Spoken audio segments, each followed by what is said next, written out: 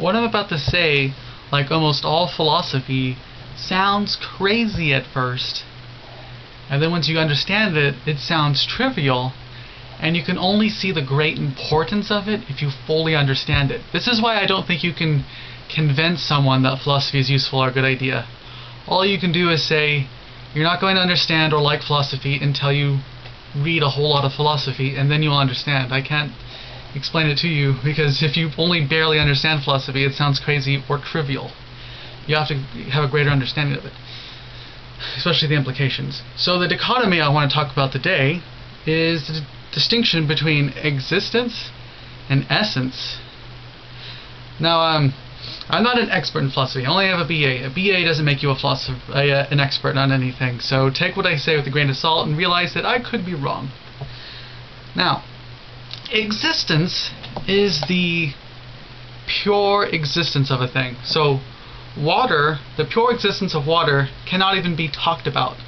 It can only be referred to indirectly as water, but without abstraction.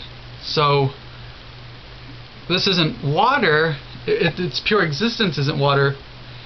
Its pure existence may be H2O before H2O was discovered and an abstraction was made of it. So its pure existence, all that we can say about it is maybe to point to it. But in its pure existence, it has no abstraction.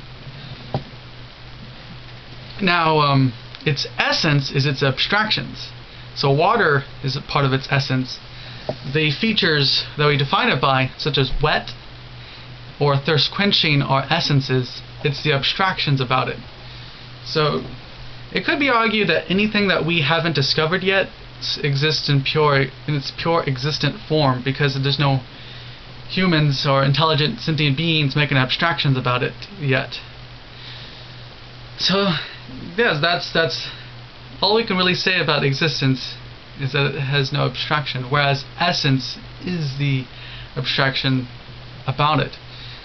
So something in our culture right now, which I think really exemplifies this, or can be used as an analogy to understand the distinction between essence and existence, would be like the sex-gender distinction. So sex would be what you biologically are born as, whereas gender is what you identify as. So gender would be someone's sort of sexual essence, i.e. they identify as the abstraction male or the abstraction female. But the abstraction male and the abstraction of female are very different from the pure existence of male or female. So that's the sex-gender distinction is analogous to the existence essentialist distinction. In other ways, you can use the distinction all over the place in terms of understanding the difference between what something actually is and the abstractions we make about it, such as government and social constructs of any kind have no pure existence. They don't have a existence in and of themselves. They exist only as pure essence, i.e. only as pure abstractions. So a social construct is not something you can ever interact with physically. They exist as a belief. So a government only exists because since we believe in it, in the essence, and we recognize essences as true and real, we behave as if it's real. And this is very important, for nearly everything humans do involves essence and this existence-essence distinction. Now, a lot of existentialists talk about this kind of thing, which is why they're called existentialists. Although not everything that existentialism do is about the distinction between existentialism, pure existence, and pure essence.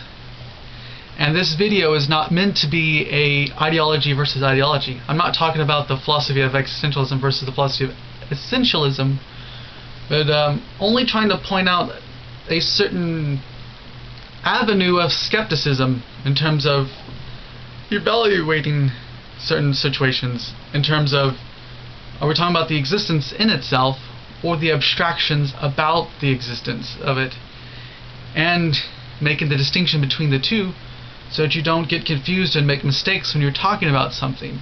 So for instance, it would be a huge mistake to say, for instance, that cooking is a female thing, because in the pure existence of a female human, there's nothing about the pure existence of the thing, of the being, that makes it a cooking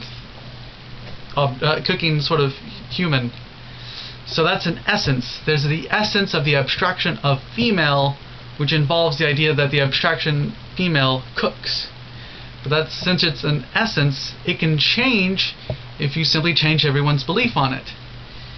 You can flip it to where the essences are different, to where neither the abstraction male or female has in it the presumption of cookingness. So, yeah, and another similar avenue you can go with this, and this will be the end of the video, is the distinction between appearance and reality. This is a different topic, so I really hope this doesn't confuse you, but it's a different but similar topic in terms of its use value for skepticism, is that things may appear a certain way, but in reality they're not, and it's very difficult to tell appearance from reality, given that it could be argued that we only have appearance to a certain extent to rely on. But yeah, a big book that talks about this is Being a Nothingness by Sartre, but I don't recommend reading it unless you're high level, because holy cow. If you have any questions, please ask them in the comment section.